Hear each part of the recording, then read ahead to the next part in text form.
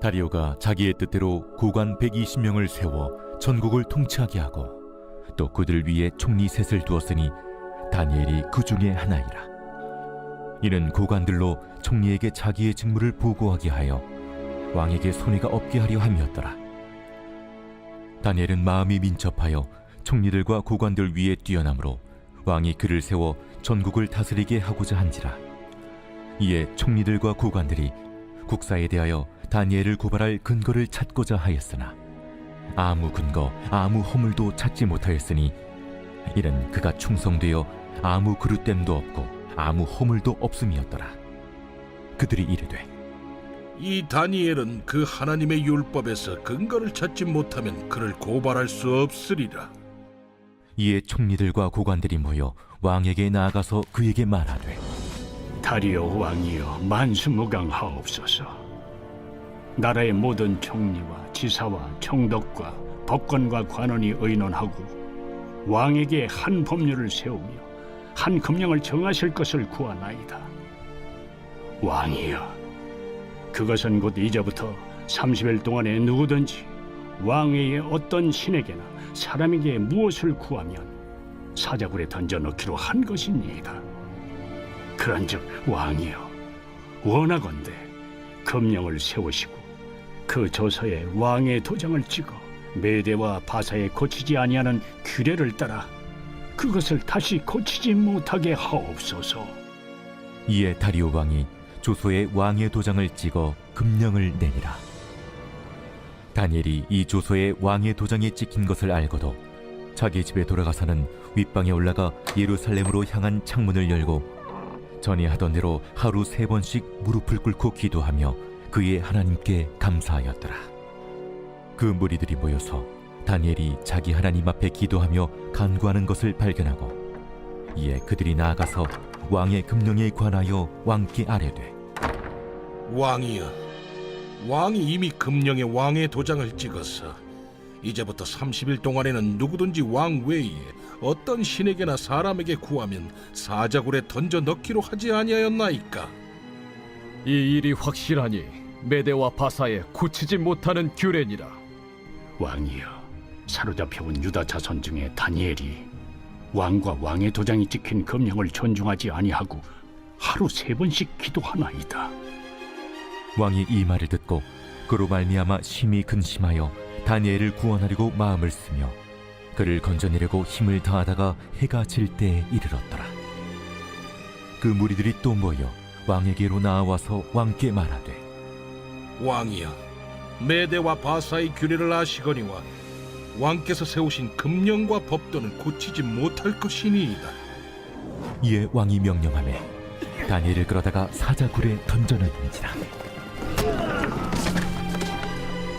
왕이 다니엘에게 이르되 내가 항상 섬기는 너의 하나님이 너를 구원하시리라. 이에 돌을 굴려다가 굴 어기를 막음에 왕이 그의 도장과 귀족들의 도장으로 봉하였으니 이는 다니엘에 대한 조치를 고치지 못하게 하려 함이었더라.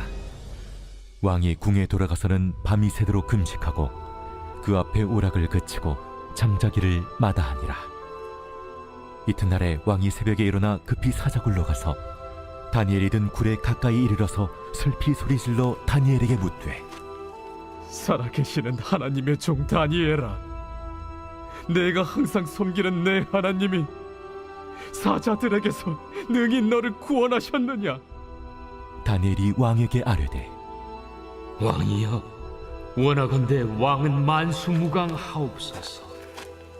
나의 하나님이 이미 그의 천사를 보내어 사자들의 입을 봉하셨으므로 사자들이 나를 상해하지 못하였사오니 이는 나의 무죄함이 그 앞에 명백함이오며 또 왕이여, 나는 왕에게도 해를 끼치지 아니하였나이다.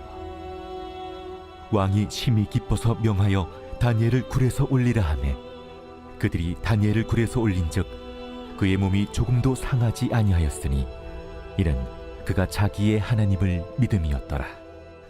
왕이 말하여 다니엘을 참수한 사람들을 끌어오게 하고 그들을 그들의 처자들과 함께 사자굴에 던져넣게 하였더니 그들이 불바닥에 닿기도 전에 사자들이 곧 그들을 움켜서 그 뼈까지도 부서뜨렸더라. 할렐루야. 우리의 참된 만족되신 주님의 이름을 찬양합니다. 우리 높으신 주님 앞에 우리 감사와 찬양과 영광의 큰 박수 올려드리겠습니다. 날마다 우리의 삶 가운데 새로운 생명의 능력 되신 주님, 우리의 인도자가 되신 주님의 이름을 찬양합니다. 오늘 이 예배를 통해 주님으로 영광을 받아 주시옵소서, 찬양을 받아 주시옵소서.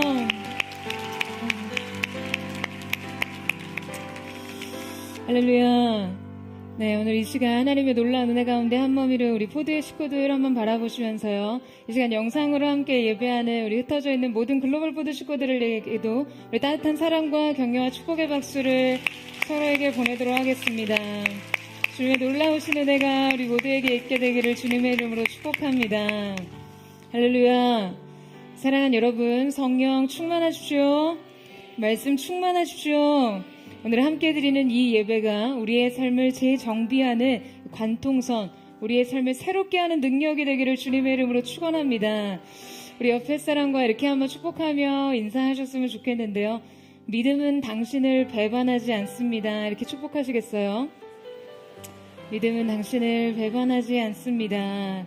네, 하나님 기뻐하시는 참된 믿음이 오늘 주님 앞에 고백되어지는 저와 여러분 되시기를 주님의 이름으로 축복합니다.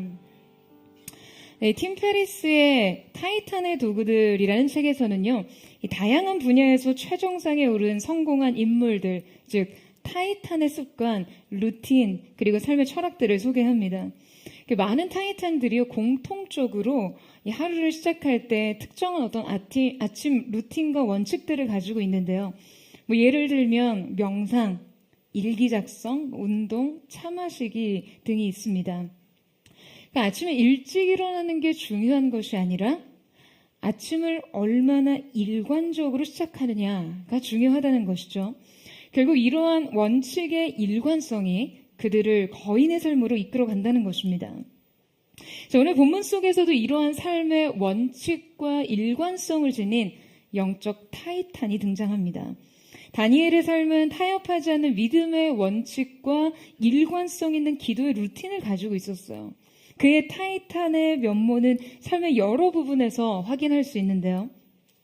다니엘은 12세에서 16세 정도로 추정되는 나이쯤에 이 바벨론의 느부갓네살 왕에게 포로로 잡혀갑니다. 그는 흠이 없고 용모가 아름다우며 모든 지식과 학문에 통달한 사람으로서 미천한 출신임에도 불구하고 바벨론 정치에 입문한 후에 바벨론 제국의 총독이 됩니다. 그러나 얼마 후에 이 바벨론 제국은요, 메대와 바사 연합군에 의해서 망하게 돼요. 여러분, 보통 이 정권이 바뀌게 되면 기존 인사체제가 유지가 됩니까? 그렇지 않죠. 한 나라 안에서 정권만 바뀌어도 그럴 수 없습니다. 그런데요, 한 나라가 망하고 그 나라를 정복한 새로운 나라가 세워졌는데 기존의 공신들을 그대로 기용한다라고 하는 것이, 여러분, 이게 가능한 일일까요? 게다가 대개 고대 사회에서는 한 나라가 멸망한 후에는요, 기존 정권의 공신들은 대부분 강제 처형을 당한다거나 해외로 추방하는 경우가 많았습니다. 그러니까 정복과 멸망이 엎치락뒤치락하던 고대 제국 세계에서 당연히 그들은 새로운 권력의 잠재적 위협이 되니까요. 자, 그런데 다니엘은 새로운 나라가 건국되고 개국 공식들이 모두 새롭게 발탁되는 격변의 시기에 유일하게 다시 새로운 제국의 최고위직에 발탁됩니다. 새 왕조의 총리가 된 것이죠. 오늘의 본문의 상황은 메대와 바사 제국의 다리오 왕의 집권 시기인데요. 자, 바로 이때 다니엘이 메대 제국의 120명의 도지사, 그리고 그 위에 3명의 총리, 그리고 이 3명의 총리 중에서도 수석 총리로 임명된 상황을 다루고 있습니다. 여러분, 이 메대 페르시아 개국 공신들은요, 아마 새로운 건국을 위해 목숨을 바쳐 피를 흘리며 싸운 사람들이 대부분이겠죠. 그런데 이미 멸망한 바벨론 제국의 관료 출신을 지금 자신의 우두머리로 앉힌다는 것이, 여러분, 이게 얼마나 모욕적이고 얼마나 불쾌한 일입니까? 그러니까 자신들을 다 제쳐두고 이 포로 출신의 관료를 다시 최고 행정수장으로 임명하다니요. 게다가 다니엘에게 부여된 지위뿐 아니라 다니엘이 새 왕조의 특별한 신임과 총애를 받았다는 것을 우리는 성경을 통해서 알 수 있습니다. 그러니까 애초에 그가 남유다 왕국에서 바벨론 포로로 잡혀오면서 어떤 자기 존재의 뿌리와 정체성을 모두 말소하고 이 바벨론의 식민 정치에 적응하는 과정도 쉽지 않았겠지만요. 아마 다니엘이 새로운 제국의 새로운 왕조, 새로운 어떤 정치 체제와 새로운 인맥들 사이에 자신의 입지를 갖는 일 역시 너무나 힘들었을 거예요. 그럼에도 불구하고 그는 격변하는 이 시대 상황에서도 여전히 하나님을 특심으로 섬기는 일꾼이었을 뿐 아니라 제국의 중심에 탁월한 인재로 우뚝 섭니다. 그리고는 이 격동의 시기 그는 최고 권력의 자리에서 계속해서 교체되던 4명의 왕을 섬기고요. 어떠한 격변과 소용돌이 속에서도 끝까지 초심을 잃지 않았고 어떠한 흠도 허물도 없이 하나님을 섬긴 시대적 리더로서 생을 마무리합니다. 여러분 놀랍죠? 여러분 놀랍지 않으세요? 다니엘의 삶은 어떻게 이토록 온전할 수 있었을까요? 그가 하나님 앞에 탁월하고 특별하게 쓰임받되 어떻게 이토록 오래도록 끝까지 변함없는 중심을 유지할 수 있었는지 말이죠. 오늘 우리는 다니엘의 삶에 드러나는 특징들을 분석하고 묵상해보며 우리 역시 그분 앞에 이렇게 온전하게 살기를 원하는데요. 자, 영적 타이탄 다니엘의 일관된 온전한 삶의 비밀, 그 첫 번째는 이분법적 삶을 청산하라 입니다. 자, 여러분 저를 한번 따라해 보시겠어요? 이분법적 삶을 청산하라. 자, 우리 함께 3절에서 4절 말씀을 같이 읽겠습니다. 시작. 다니엘은 마음이 민첩하여 총리들과 고관들 위에 뛰어남으로 왕이 그를 세워 전국을 다스리게 하고자 한지라. 이에 총리들과 고관들이 국사에 대하여 다니엘을 고발할 근거를 찾고자 하였으나 아무 근거 아무 허물도 찾지 못하였으니 이는 그가 충성되어 아무 그릇됨도 없고 아무 허물도 없음이었더라. 자, 여러분 오늘 본문에는 다니엘의 업무적 능력, 직업적 능력, 그리고 삶의 모든 진실성을 엿볼 수 있는 기록이 등장하죠. 성경은 그의 마음이 민첩했고 주변의 고관들보다도 뛰어났다라고 기록하고 있습니다. 자, 이 마음이 민첩했다라는 것은요, 원어로 루하흐 아티아 빼흐라고 기록되어 있는데요.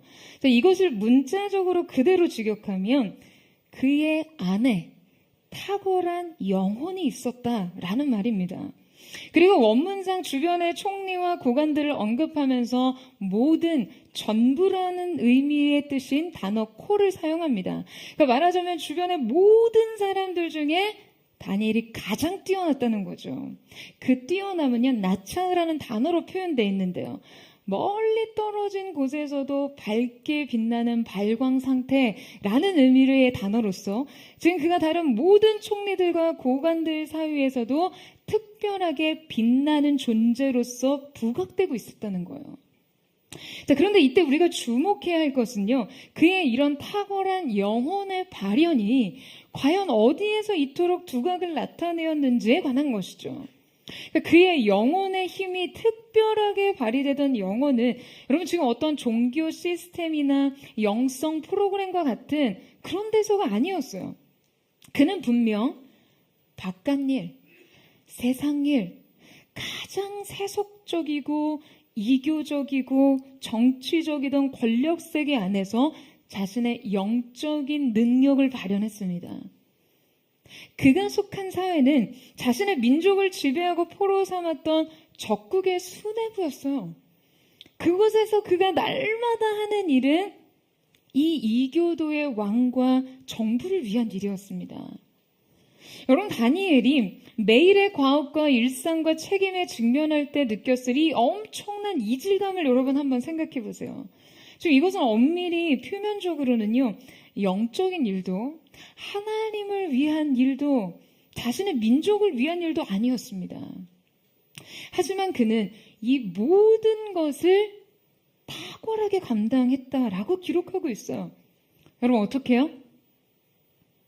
탁월한 영혼으로요. 이 크리스토퍼 라이트는, 이 라이트라는 신학자는요, 다니엘에 대해서 이렇게 말합니다. 다니엘은 천국의 가서가 아니라 인간 권력의 정치라는 모호하고 복잡하며 잠재적으로 야만적일 수 있는 세계의 한가운데서도 시온에서 살고 있었다. 여러분, 다니엘은 가장 세속적인 영혼에서, 그 영역에서 거룩의 능력으로 살았습니다. 탁월한 영혼의 힘으로 말이죠. 자, 그렇다면 다니엘은 전혀 영적 차원의 일이 아닌 세속적 영역의 과업을 지금 과연 어떻게 영으로 감당하고 풀어갈 수 있었던 것일까요? 여러분, 가장 먼저 다니엘은요, 하나님 앞에 영적인 반응과 세속적 차원의 일에 대한 이분법적인 태도가 없었습니다. 그 세속적 차원의 일이 심지어 적국의 왕을 섬기는 일임에도 말이죠. 여러분, 많은 성도들이요, 영적 활동과 세상 일을 매우 이분법적으로 대합니다. 그냥 세상 일은 단지 먹고 살기 위해 하는 수단으로 여기고요. 그냥 울며 겨자 먹는 식으로 겨우 감당하고서 어떤 신앙적 삶만을 추구한다든지, 신앙적 삶은 완전히 뒷전으로 여기고 그냥 출세와 성공을 맹목적으로 추구한다든지 하는 건 말이에요. 이 이분법이 존재하느나 여러분, 우리는 우리의 에너지와 재능 그리고 마음을 반드시 나누게 되어 있습니다. 그러니까 이를테면 직업적 업무는 그저 먹고 살기 위한 수단으로 근근히 감당하면서 자신이 가진 최선의 재능과 시간은 하나님을 위한 일로만 아껴둡니다. 아니면 직업적 야심과 야망이 너무 크고 너무 중요해서요, 그냥 온통 마음과 정성을 그 일에만 두고 하나님을 섬기거나 믿음을 성장시키는 일에는 그냥 절대적으로 무관심하고 몸을 사린다든지 하게 된다는 거예요. 여러분, 우리가 이렇게 이분법적으로 삶을 나누면요, 우리의 삶 전체가 온전히 하나님의 것이 되지 못합니다. 우리는 일을 할 때도, 예배를 드릴 때도 하나님을 위해 존재하고요. 직업적 업무를 감당할 때도, 사역과 섬김을 감당할 때도 하나님을 위해 일하는 거예요. 여러분, 아멘이세요? 여러분, 오죽하면 사도 바울은요, 그리스도인 노예들에게 이런 가르침을 주고 있잖아요.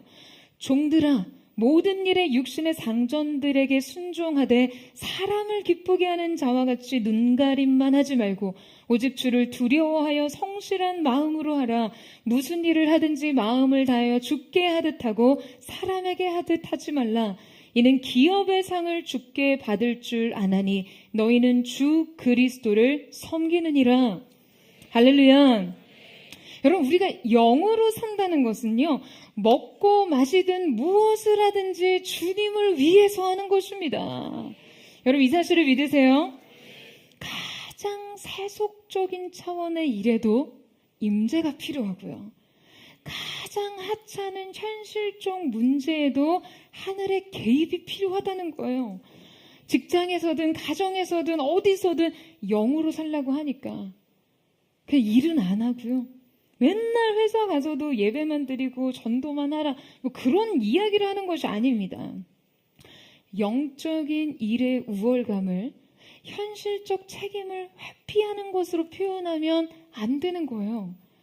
여러분, 거룩함은 현실 도피가 아닙니다. 여러분, 모든 일을 영적 탁월성으로 가지고 열심히 감당하기를 축복합니다. 탁월한 영혼으로요.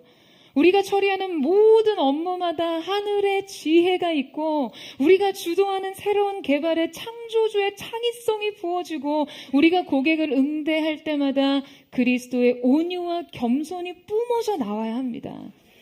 매일 고단하고 번거로운 일을 감당할 때도요, 성령의 열매로서 인내하고 역경과 시련 앞에서 믿음의 실력을 보여야 하고요. 세상이 이해할 수 없는 평안과 화평으로 여러분 정말 주변을 밝히고 주변을 환하게 하는 사람들이 되어야 하는 것이죠. 여러분, 다니엘은 후에 그를 송사하려는 사람들이 그를 고발할 근거를 찾고자 했을 때 그에게서 아무 근거, 어떤 허물도 찾지 못했다고 기록하고 있습니다. 여러분, 이것은요, 단지 그가 어떤 문제의 소지가 있는 어떤 부패한 일을 하지 않았다는 것을 의미하는 것이 아니에요. 한 제국의 통리로서 그냥 태만하지 않고 문제 행동을 하지 않는 수준으로 자신을 증명할 수 있었겠어요? 여러분, 모두에게 귀감이 될 정도로 뛰어나게 자신의 책임을 감당했다라는 의미입니다. 뿐만 아니라 그가 훗날 사자굴에 던져졌을 때 여러분, 그를 신임하고 총애하던 왕이 그의 무덤과 같았던 이 사자굴 앞에서 그냥 새벽부터 울며 불며 그의 이름을 부르고 슬피 소리를 질렀다라는 기록이 있어요.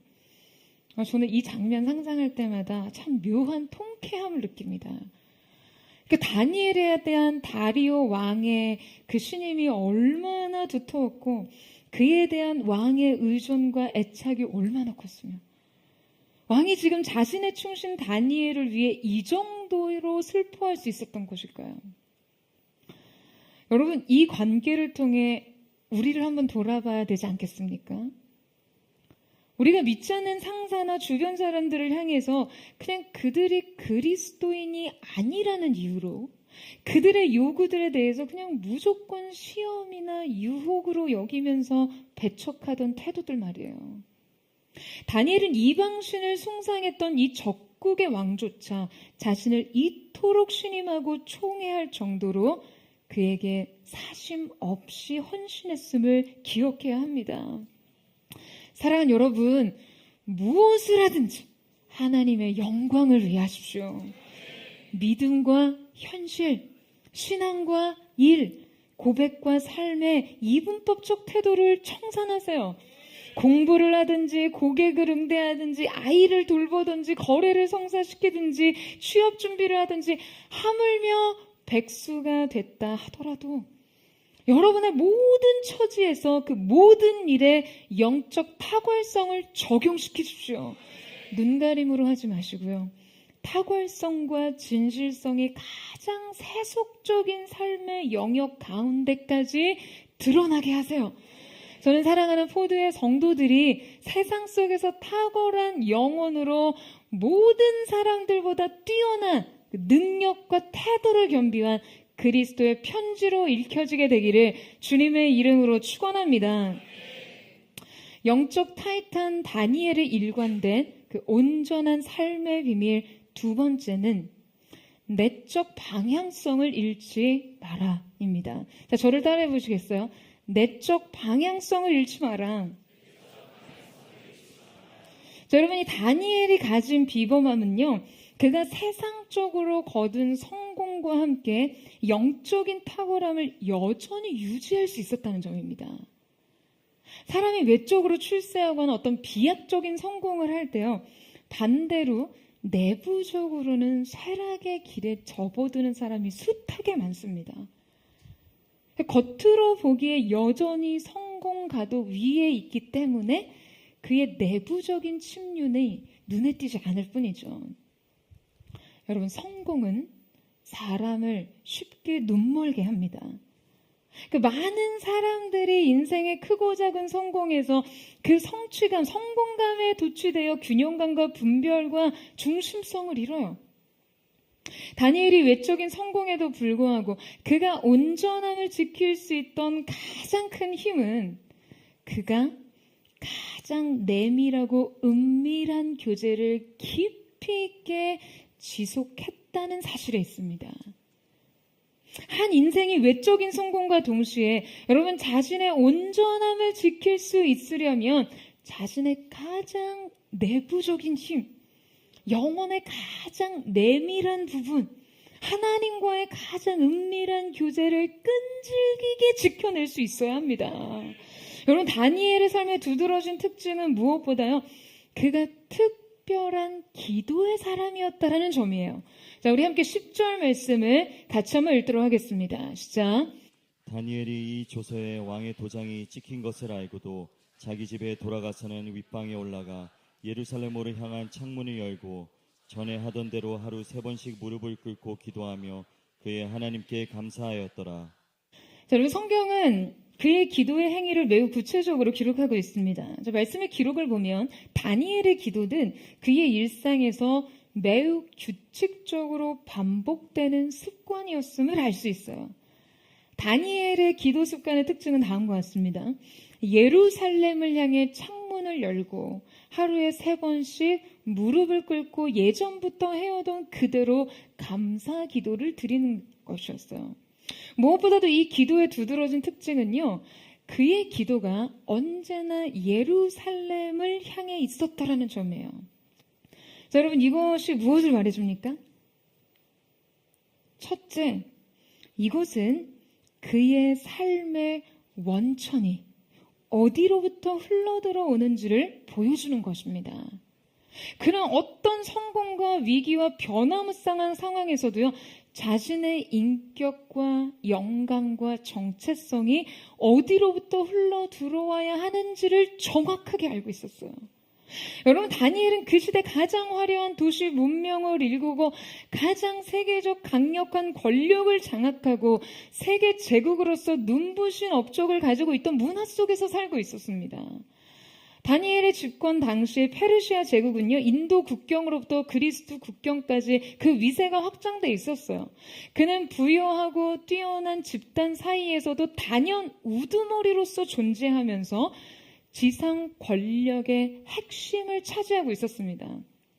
그러니까 탁월한 자들 중에서도 가장 탁월한 자였어요.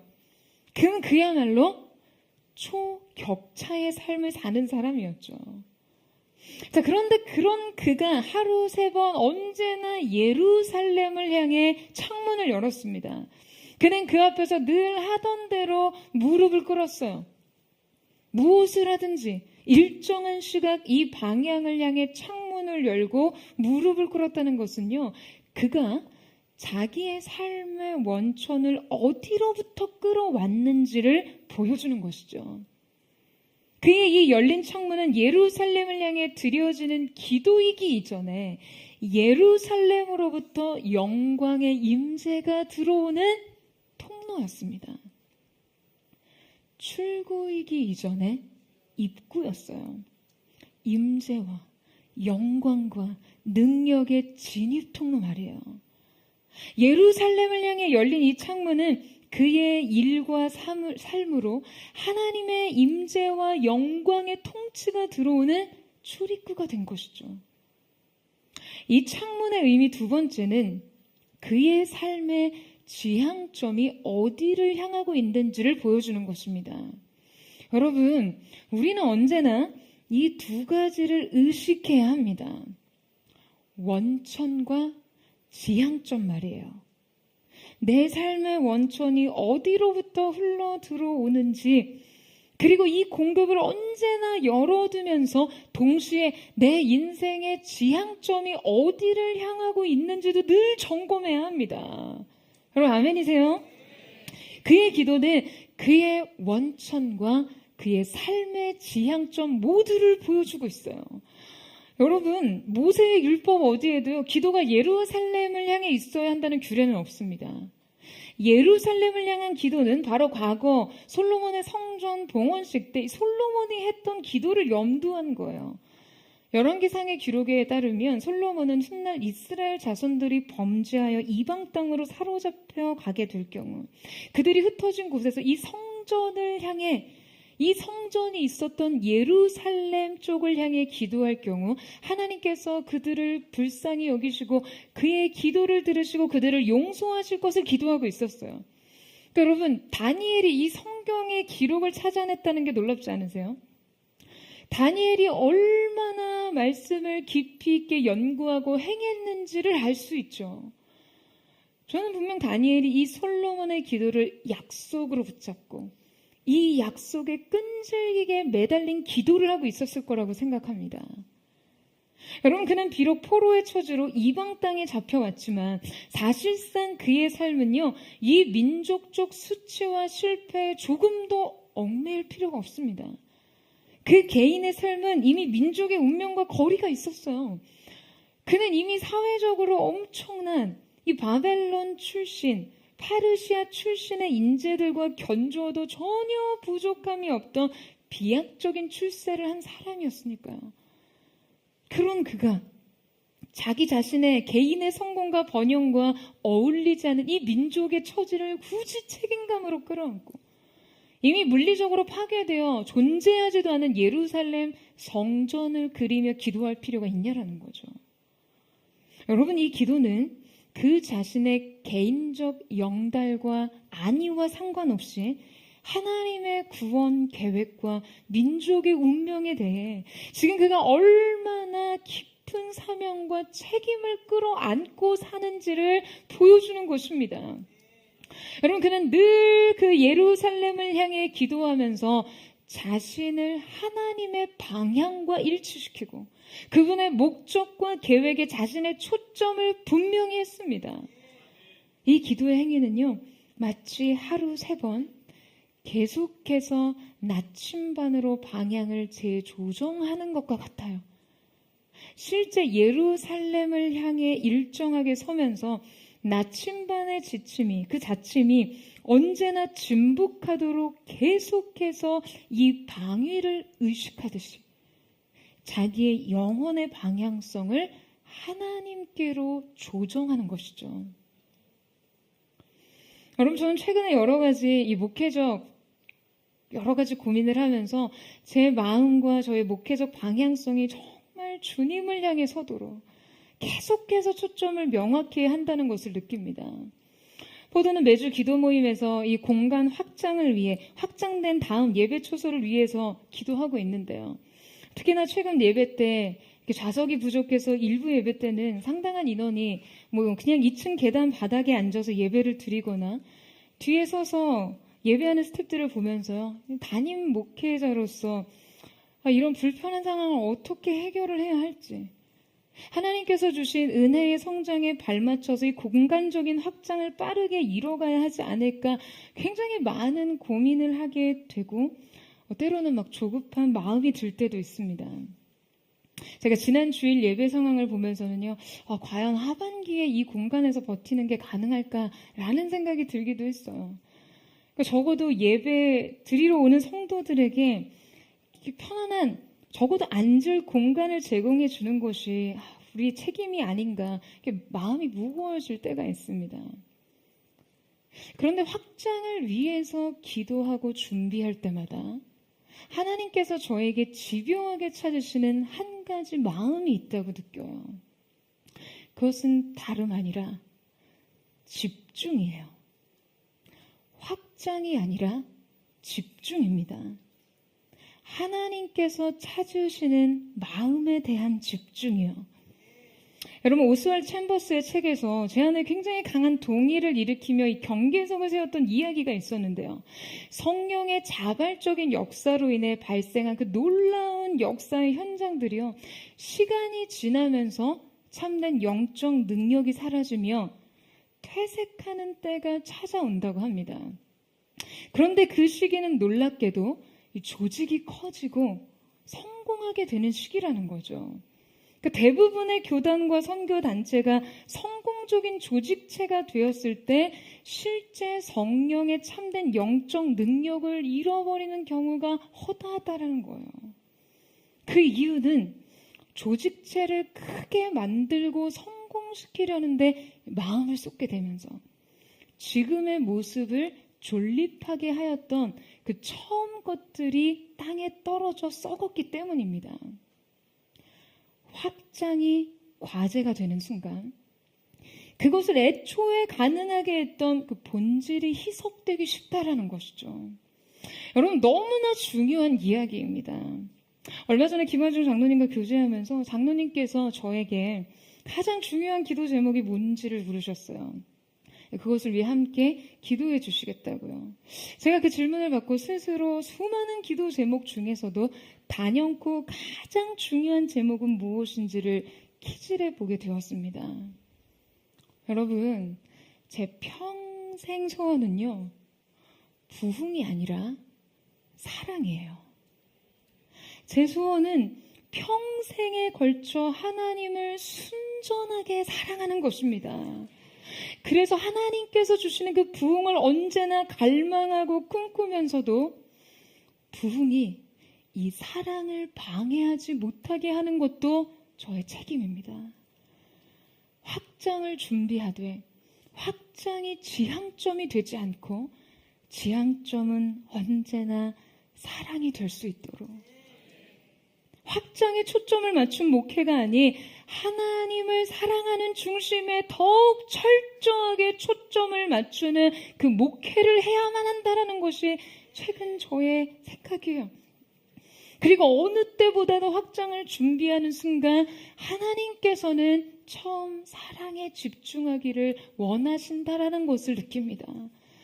여러분 사실 교회 성장하기를 보면요. 공간 점유율의 80% 이상이 될 때 바로 확장된 공간을 준비해야 계속해서 이 성장을 이어갈 수 있다라고 이야기합니다. 그런데 아직까지 우리는 기도하면서도 뚜렷한 해결점을 찾지 못한 상태죠. 하지만 저는 이 부분에 대해서 염려하지 않습니다. 기도하고 있는 한 하나님께서 일하실 것이기 때문이에요. 여러분 아멘이세요? 그러나 기도로 부흥과 확장을 준비하는 동시에 여러분 이 미해결된 상황과 문제 안에서도 반드시 하나님의 마음을 찾아야만 합니다. 제가 이 문제를 놓고 기도하면서 그런 생각이 들었어요. 담임 목회자로서 당연히 교회가 당면한 현실적 문제를 전략적으로 대처하는 것도 결코 게을리해서는 안 되지만 우리 성도들에게 이 불편이 예배를 위해 영혼의 중요한 결단을 내릴 수 있는 아주 유익한 허들이 될 수 있겠다는 생각을 해봤어요. 몇 주 전 포드처치 예배에 처음 온 지인이 저를 보고 다소 당황한 표정으로 그렇게 물으시더라고요. 혹시 매주 예배를 이렇게 수련회처럼 드리냐고요. 개척 초기에 목회 성공하려면 예배 시간 좀 줄이라는 조언 정말 많이 들었습니다. 기도에 적응하기 힘들다고요. 좀 적당히 하는 말도 많이 들었어요. 여기 왜 이렇게 사연 가진 사람들 많냐고. 왜 그렇게 우는 거냐고요. 하지만 저는 그럴 때마다 그때마다 어떤 요구사항을 수용하는 일이 포드만의 고유한 정체성을 흐릿하게 하는 것이 될 때 정말 과감하게 처음 것을 지켜야 한다는 것을 느낍니다. 장소적 협소함, 공간적 한계의 불편, 긴 예배 시간의 부적응 등이 마치 허들처럼 그렇게 여러분 앞에 놓여 있어도 저는 이것이 정말 여러분이 이것을 가뿐히 넘어설 수 있게 되기를 원합니다. 축복해요, 여러분. 정말 불편해도 예배하겠다는 사람들의 결단이 알곡처럼 남겨진 목마른 예배. 예배하기 위해서 감수해야만 하는 것들을 기꺼이 끌어안으면서 오히려 그 주님을 예배하는 것의 기쁨과 영광을 경험하기를 원합니다. 근래 이 라스베가스 도시 슬로건이 바뀌었는데요. 제가 이 슬로건을 보자마자 이 문구를 포드처치 예배당 앞에다가 붙여놔야 되겠다. 붙여놓고 싶다라는 그런 생각이 들었어요. What happens here only happens here. 이곳에서 여기에서 일어나는 일은 오직 여기에서만 일어난다. 할렐루야. 여러분 이곳에 발을 들여놔야만 누릴 수 있는 은혜와 영광, 치유와 회복, 압도적인 기름 부음, 하나님을 위한 예배, 교회, 인생. 여러분 이것이 우리의 존립의 이유가 되어야만 합니다. 원천과 지향점을 언제나 지켜내는 것. 어떠한 주변의 상황의 요구에도 자기만의 방향성을 지켜내는 것.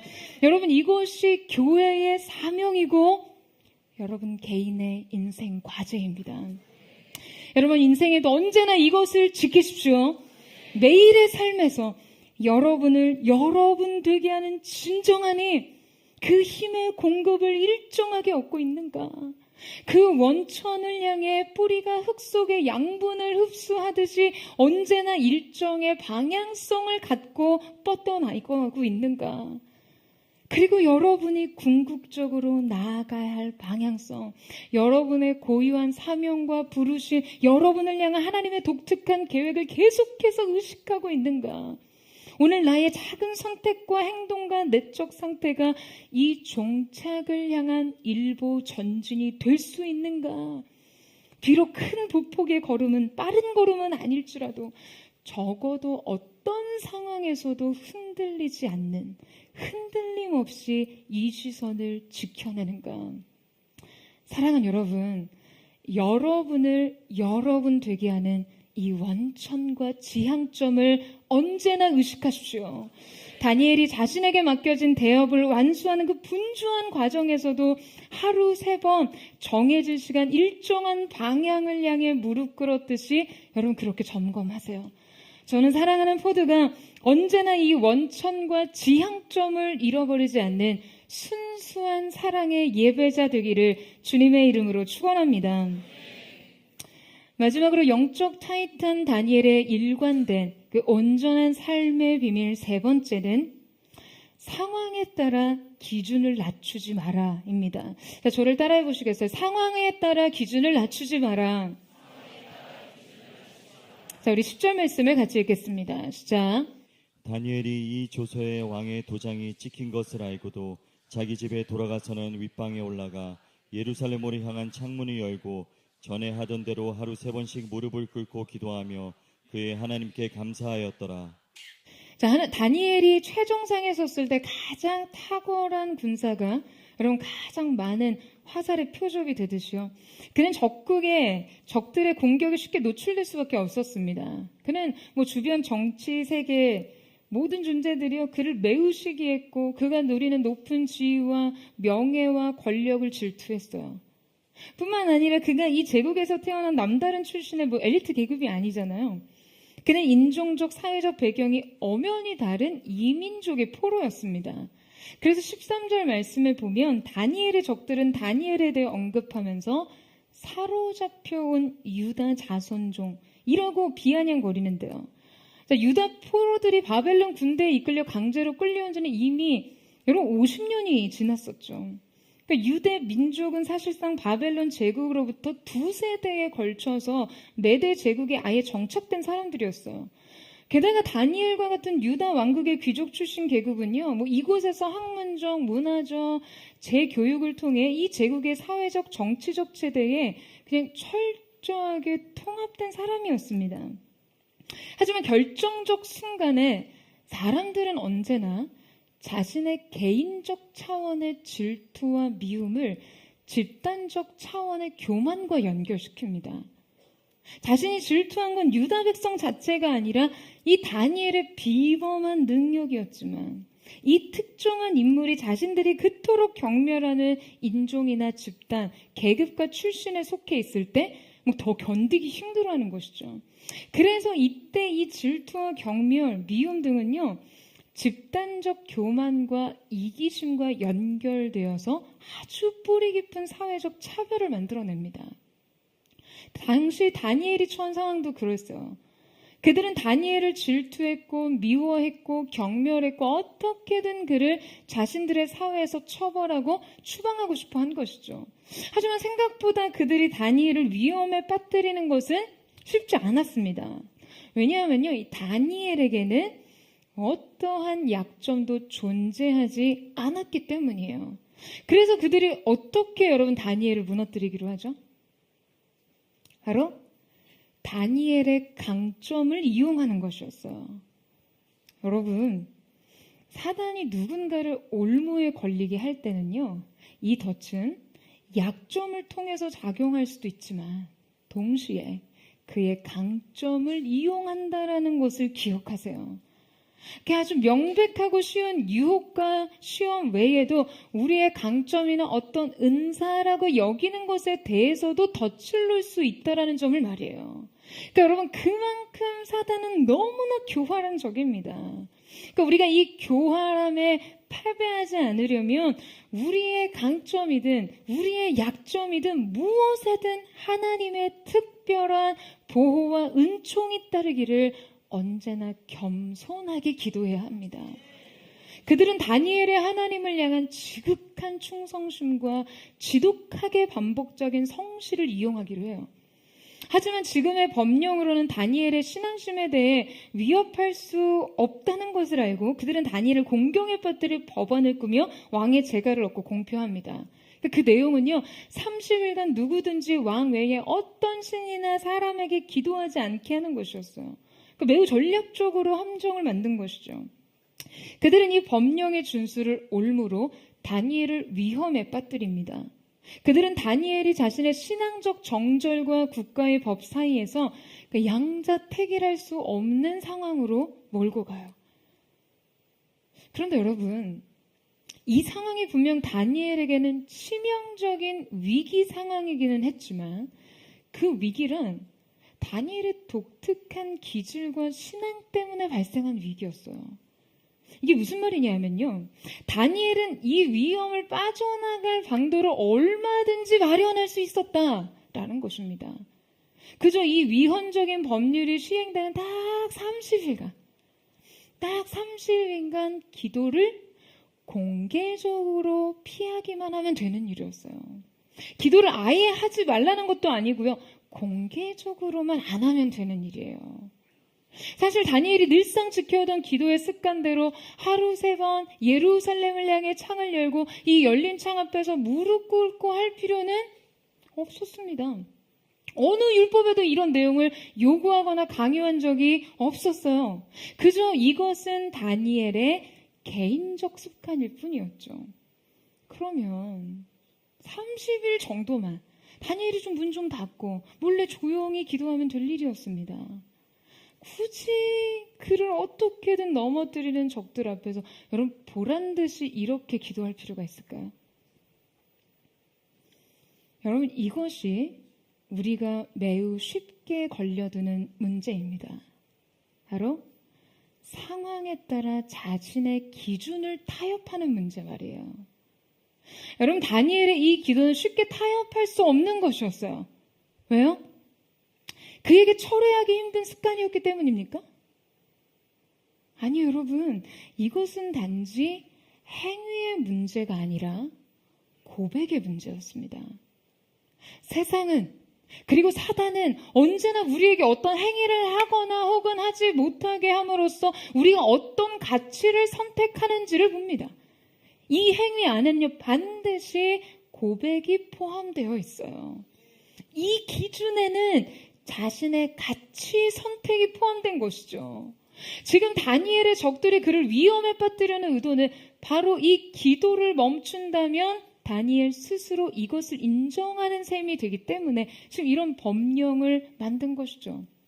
어떤 것이요? 이 법령의 준수는 곧 다니엘에게 다리오 왕 외에 그 어떤 신도 존재하지 않는다는 것을 고백하게 한 것이죠. 여러분, 우리가 어떠한 행위를 할 때요, 쉽게 우리의 기준을 조정하면서 명분을 만듭니다. 다니엘도 얼마든지 이 악한 날에 나의 신앙을 공개적으로 표출하는 것, 이 노출하는 것은 어느 누구에게도 유익하지 않을 뿐만 아니라 이건 유익하지 못할 것이다라는 합리화를 스스로 충분히 할 수 있었어요. 아니, 기도를 하지 말라는 게 아니라 공개적으로만 안 하면 되니까요.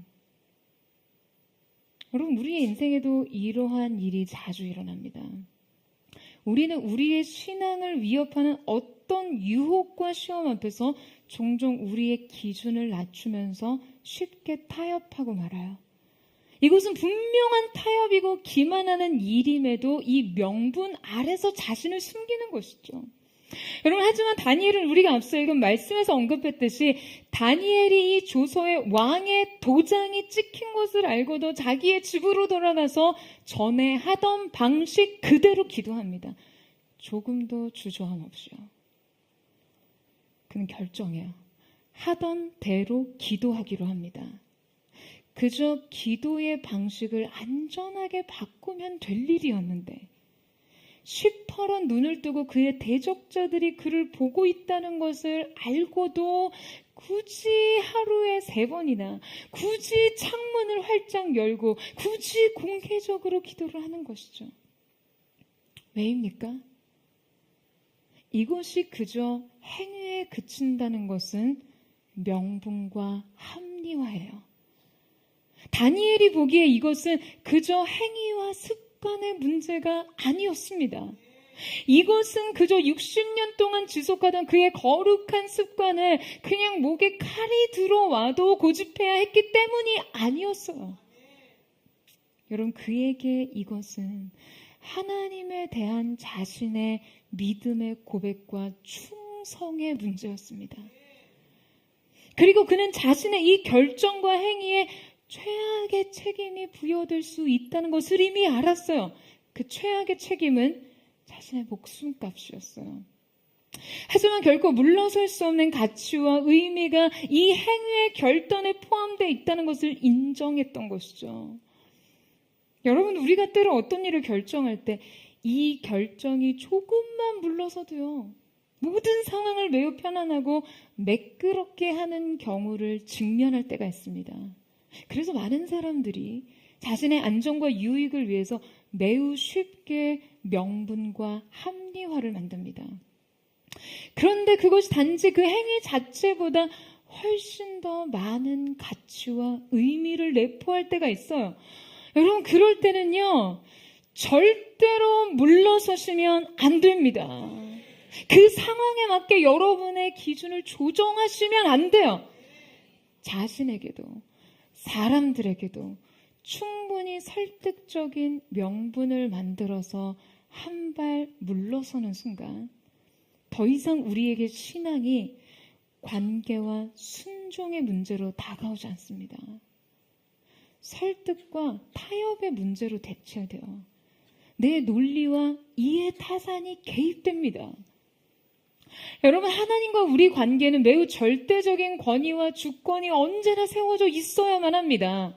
여러분, 아멘이세요?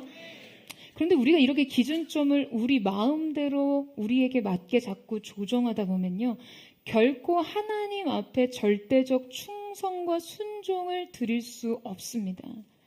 다니엘에게 있어서 이 행위를 지속함에 있어 자신의 목숨이 경각에 달려 있었지만 그는 하던 대로 기도하기를 타협하지 않았습니다. 왜냐하면 이 기도 안에 하나님 주권에 대한 그 고백이 포함되어 있기 때문이에요.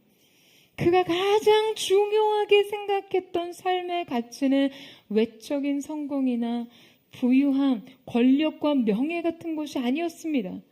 심지어 그의 목숨도 아니었어요. 그가 가장 중요하게 생각했던 것은 하나님을 향한 중심의 충절뿐이었습니다. 이 충절을 훼손하는 것에 대해 결코 타협할 수 없는 것이 그의 가치 선택의 가장 중요한 기준이었어요. 그리고 바로 이 타협 없는 고백과 믿음을 하나님께서는 결코 외면하지 않으시고 놀라운 역사를 이루십니다. 우리 앞서 서로에게 무슨 인사를 했죠? 믿음은 결코 당신을 배반하지 않습니다.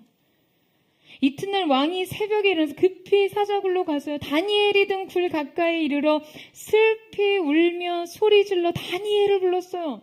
살아계시는 하나님의 종 다니엘아, 내가 섬기는 내 하나님이 사자들에게서 능히 너를 구원하였느냐. 그냥 그저 일말의 기대와 희망을 걸고 그의 이름을 부르던 왕은 놀랍게도 살아있는 다니엘을 마주합니다. 다니엘은 굶주린 사자들의 밥이 되지 않았어요. 그의 몸은 조금도 상함이 없었습니다. 하나님을 향한 온전함을 지켰던 다니엘을 하나님께서 온전하게 보존하신 것이죠. 그리고 다니엘이 아닌 그를 대적한 자들이 굶주린 사자들의 밥이 되었습니다. 여러분, 우리가 하나님 앞에 뜻을 정하면 우리는 우리 인생의 대적자들과 스스로 싸울 필요가 없습니다. 여러분, 아멘이세요? 하나님 앞에 우리의 중심을 지키고 오직 하나님을 위해 서면요, 그 다음은 하나님께서 하십니다. 여러분, 그런데 우리가 한 가지 눈여겨볼 것이 있어요. 여러분, 다니엘 하면 사실 뭐가 떠오르십니까? 다니엘 하면 사자굴이 떠올리죠. 다니엘서에서는요, 사자굴 사건 이전까지 다니엘의 삶을 매우 구체적으로 기록한 구절이 153절이나 기록되어 있습니다. 그런데 참 흥미롭게도 정작 다니엘이 자기 인생의 최고의 하이라이트, 절정의 사건인 사자굴에 대해서 사자굴 안의 상황을 기록한 구절은 단 한 절뿐이고요. 그 구절마저도 다니엘 그 자신이 아닌 다리오의 입을 통해 간접적으로 제시되었다는 것이죠. 그러니까 말하자면 다니엘의 생애 비중에 있어서 사자굴 사건 그 자체는 그닥 중요하게 다뤄지지 않고 있다는 거예요. 여러분 왜입니까? 사자굴에 이 엄청난 기적이 다니엘의 삶의 요점이 아니기 때문이에요. 다니엘의 삶의 요점은 그리 아니하실지라도 끝끝내 자신의 온전한 믿음을 그 하나님 앞에 보여드렸던 그 신앙의 충심에 있습니다. 여러분 이 사실 믿으세요? 너무나 감동적이지 않습니까? 그의 믿음은요, 결론과 결과를 향해 있지 않아요. 그 결과를 보장받기 위한 믿음이 아니라 내 사랑하는 주님, 내가 경외하는 하나님 앞에 마땅히 내가 나의 중심을 지키고자 하는 그 믿음뿐이었다라는 거예요. 여러분 우리의 삶 역시 마찬가지입니다. 우리의 삶의 다양한 기적, 번영, 성공, 출세 그 어떤 축복보다도 하나님께서 주목하시고 인정하실 것은요, 우리 중심의 온전함인 것이죠. 이 믿음의 온전함, 이 사랑의 순수함, 이 순결함, 바로 이것이 주님이 가장 값지게 여기시는 가치입니다. 저는 이 시대 가운데 정말 이 보석과 같은 하나님을 향한 골든 하트, 변하지 않는 금과 같은 중심이 포드의 성도들에게 있게 되기를 주님의 이름으로 축원합니다. 그 하나님을 향한 온전한 믿음, 흔들림 없는 중심의 사랑을 가지고 주님 앞에 사는 그때 하나님께서 여러분이 하나님 편에 설 때 하나님께서 여러분 인생 편에서 여러분의 삶을 온전히 보존해 주실 줄로 믿습니다. 그 은혜가 우리 모두에게 있게 되기를 주님의 이름으로 축원합니다. 우리 함께 찬양하며 기도하며 나아가겠습니다. 사랑하는 주님, 오늘 이 시간 우리의 삶이 주님을 향해 서기를 원합니다. 오늘 이 시간 우리가 예루살렘을 향해 기도의 창을 열었던 다니엘과 같이 열린 하늘을 통해 주님의 보좌를 향해 우리의 마음의 창을 열고 주님을 고백할 수 있기를 원합니다. 오늘 우리의 순전한 믿음과 순결한 사랑이 주님 앞에 다시 새로운 고백으로 드려질 수 있도록 도와주시고, 우리의 영혼과 삶의 모든 방향이 재조정되는 거룩한 하나님의 사람으로 우리의 삶이 새로워지게 하여 주옵소서. 우리 그 마음 고백하며 주님 앞으로 함께 나아가기를 원합니다. 주님, 내 마음 모아 주 바라봅니다. 눈 떠 주 보게 하소서.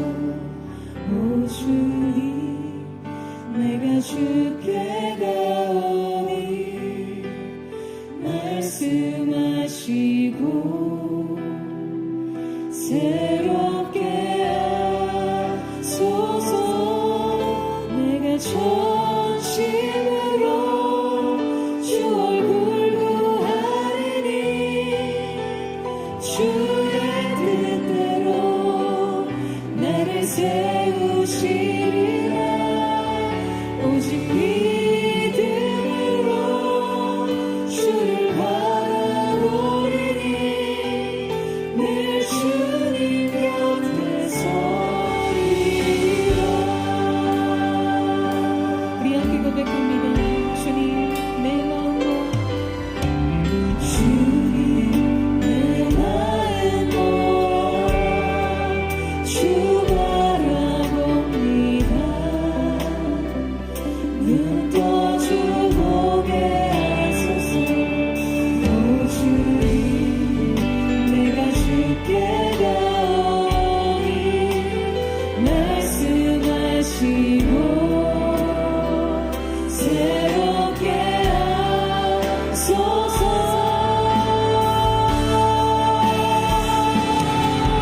내가 전심으로 주 얼굴 구하리니 주의 뜻대로 나를 세우시리라.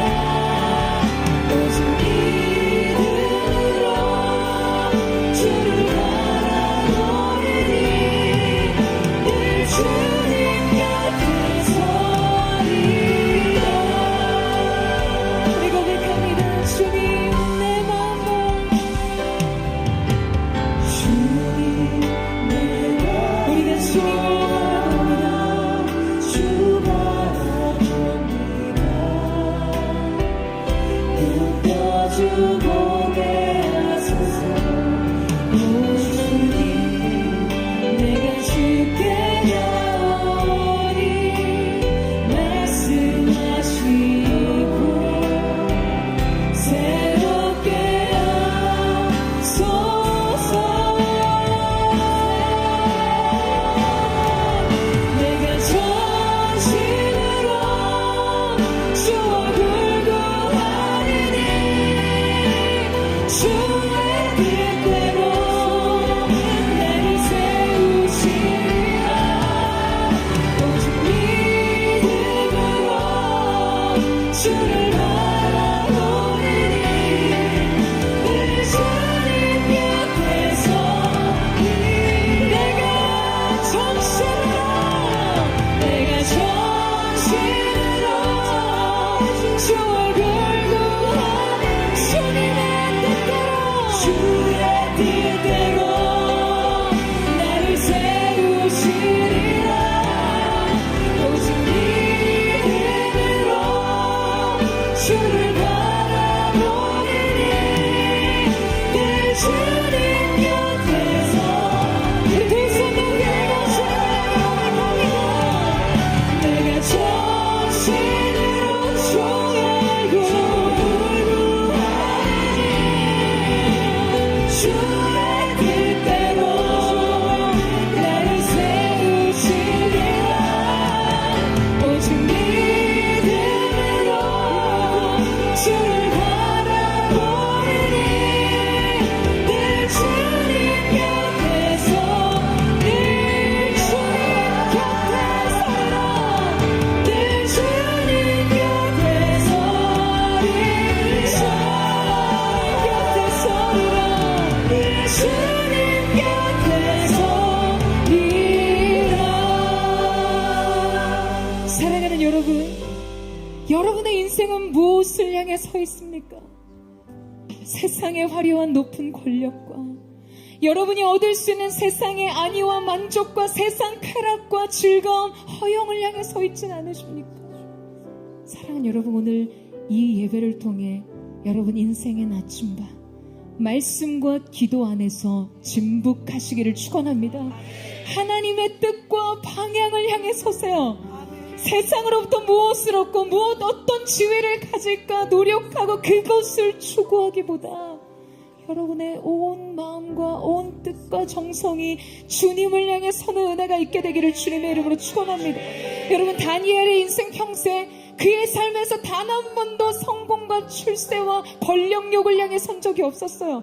다윗도 단 한 번도 인생 왕이 되고자 자신의 인생을 헌신시키지 않았습니다.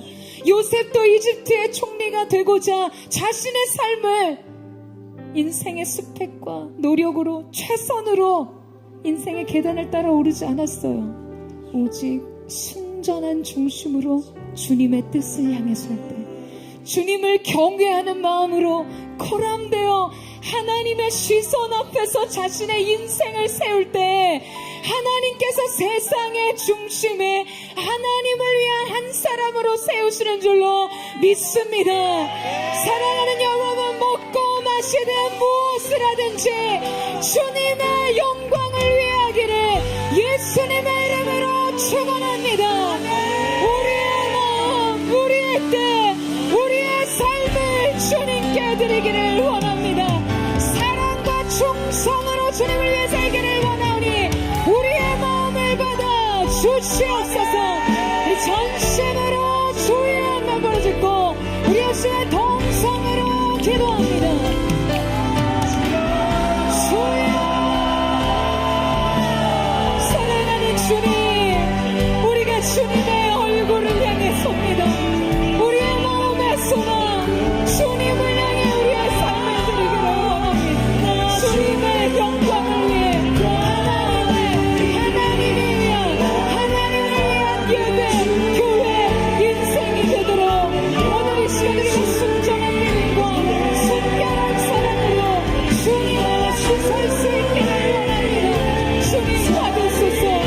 우리가 얻어야 될 인생의 즐거움을 결수하기보다 무엇을 드릴 수 있을지를 고민하고 고심할 수 있는 중심의 순결한 예배가 그 아름다운 드림의 환희와 기쁨이 우리 가운데 있을 수 있도록 역사하여 주시옵소서. 주님 임하소서. 오늘의 기도의 창이 열린 하늘문이 되게 하시고 주께서 돌격하여 돌진하는 우리의 삶을 찾아오시는 새 만남을 얻을 수 있도록 역사하여 주시옵소서.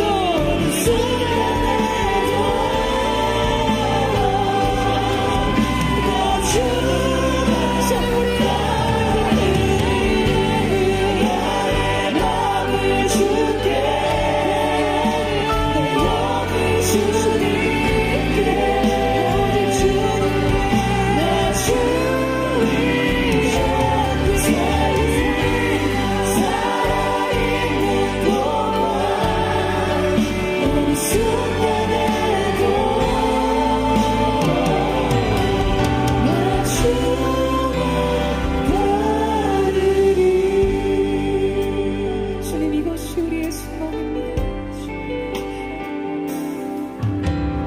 나의 소망은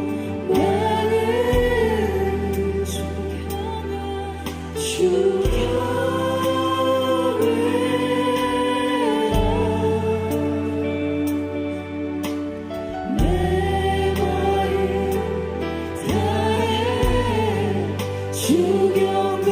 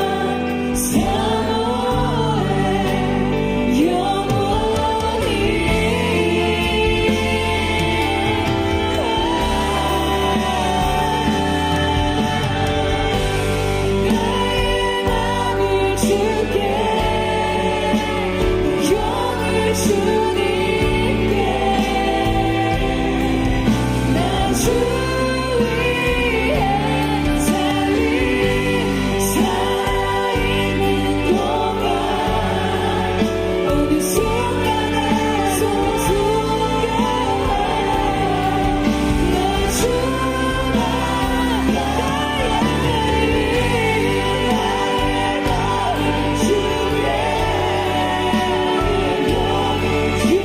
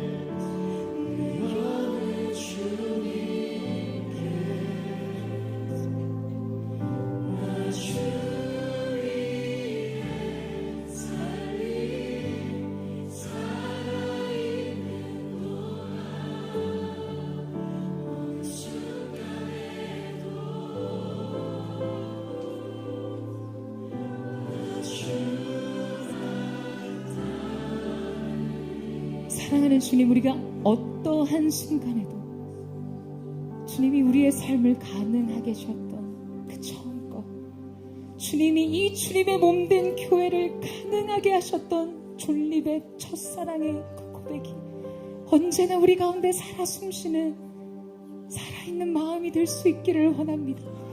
주님 찾으시는 그 마음을 드리는 자들이 되게 하여 주시옵소서. 언제나 주님의 몸된 교회인 성도들의 삶 속에 주님이 사랑하셔서 이 시대 가운데 세우신 주님의 몸된 교회의 포도처치가 사랑하는 주님, 언제나 주님 앞에 이 원천과 지향점을 기억하는 교회가 되게 하여 주시옵소서. 인생 되게 하여 주시옵소서. 하나님을 위한 예배, 교회, 인생이 되게 하여 주시옵소서. 가장 고귀한 하나님의 영광을 위해 헌신할 수 있는 순결한 신부의 세대가 주님이 가운데 일어나게 하여 주시옵소서. 확장을 꿈꾸기 이전에, 부흥을 외치기 이전에 사랑을 힘써 지키는 자들이 되게 하여 주시옵소서. 중심의 순전함을 지키는 자들 되게 하여 주시옵소서. 집요하게 이 처음껏 주님이 집중하게 원하시는 이 첫마음에 우리의 삶을 헌신시키기를 원합니다. 주님을 사랑하는 기쁨이 오늘 우리 가운데 부어지게 하여 주시옵소서. 우리 주여 사랑 부르고 우리 예수의 동성으로 기도합니다.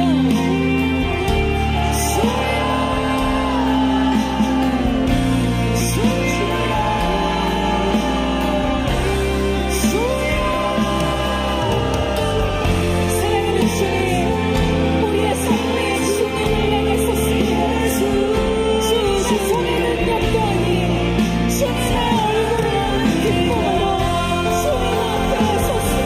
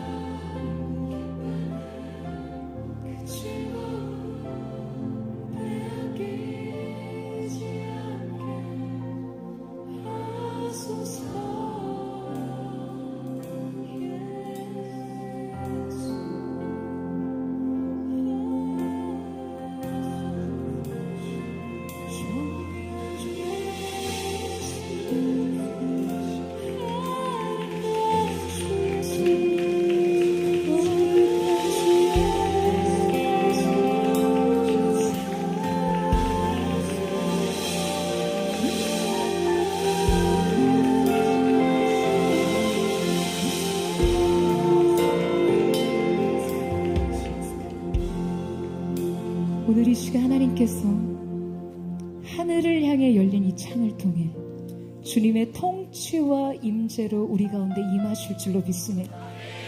임하셔서 주님의 일을 하시되 주님 우리 가운데 처음 것이 회복되는 시간이 되게 하여 주시옵소서. 주님 우리의 마음속에 우리가 주님 앞에 드리는 이 믿음이라는 것이 우리의 인생의 안위와 우리의 인생의 평안과 우리 인생의 축복을 보장받는 좋은 결론을 향한 것이 아니라 내가 그토록 사랑하는 주님, 주님이 받으셔야만 하는 그 영광을 향해 합당한 마음의 중심을 드리고자 하는 그 일에 우리의 믿음 전부가 사용되게 하여 주시옵소서. 주님 오늘 이 시간 이 가운데 임하여 주시옵소서. 다시금 주님 앞에 우리의 첫 마음이 결단되는 시간 되게 하여 주시옵소서. 우리의 인생, 우리의 예배, 우리의 교회 이 시대 가운데 주님 하나님을 향한 영광의 예배가 회복되게 하여 주시옵소서. 예수님을 위한 교회 되게 하여 주옵소서. 이 시대 주님 오시는 길을 밝히는 순결한 슬기로운 다섯 처녀의 세대가 일어나게 하여 주시옵소서. 우리 주여 사랑 부르짖고 합심을 결단하며 나가며 기도합니다.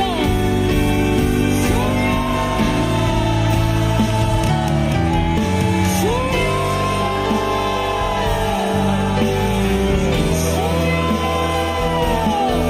곳곳에 성령의 기름 부어주십시오. 영광에 헌신하는 자들이 세대 가운데 일어나게 하여 주시죠. 오직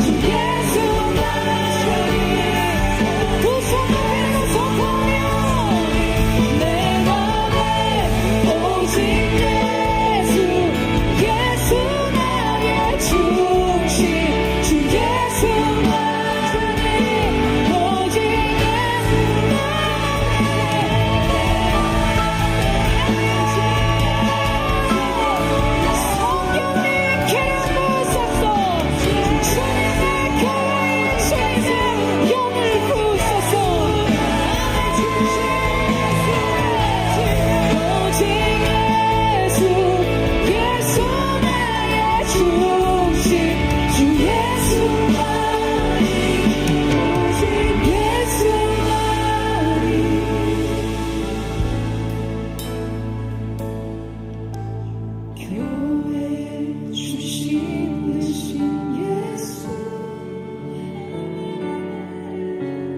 교회 주신 대신 예수 다 무릎 꿇고서 모든 입술 주를 시인하네 예수 예수 예수 예수 예수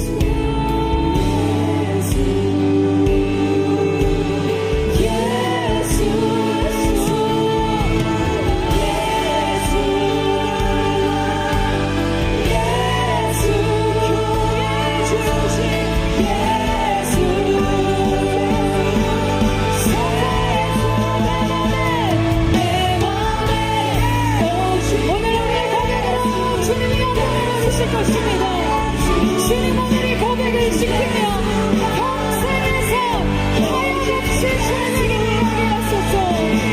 내 맘에 오직 예수 예수 나의 중심 예수 오직 예수 오직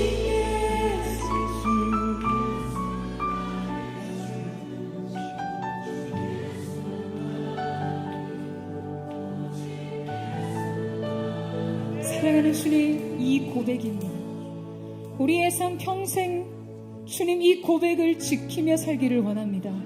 예수를 인생의 중심으로, 교회를 예수님이 교회의 머리로, 이 시대의 주인과 통치자로 임하시도록 하나님의 사람이 이 인생의 고백을 포기하지 않고 타협하지 않고 시대와 세대와 세상을 향해 선포하는 하나님의 사람들이 오늘 이 자리로 일어나게 하여 주시옵소서. 성령의 불로 임하소서. 정령케 하시고 새롭게 하여 주시옵소서. 사랑하는 주님, 우리는 비록 연약하지만 우리가 언제나 단 한 가지 우리의 인생 가능하게 하셨던, 우리의 교회의 시작이 되셨던 예수님을 향해서는 하나님의 말할 수 없는 영광의 부르심을 향해서는 그 영광에 헌신하는 기쁨이 인생을 지배하도록 주님 그렇게 우리를 붙드시고 우리와 함께하여 주옵소서. 그렇게 우리의 인생 수많은 기록이 오직 하나님을 향한 온전함에 대한 기록이 되기를 원합니다. 세상 성공과 안위와 그 모든 것보다 더 존귀하신, 기적보다 더 위대하신 주님에 대한 이야기로 우리의 삶과 우리의 교회의 스토리가 채워지게 하여 주시옵소서. 우리의 삶이 주님의 역사되게 하여 주시옵소서.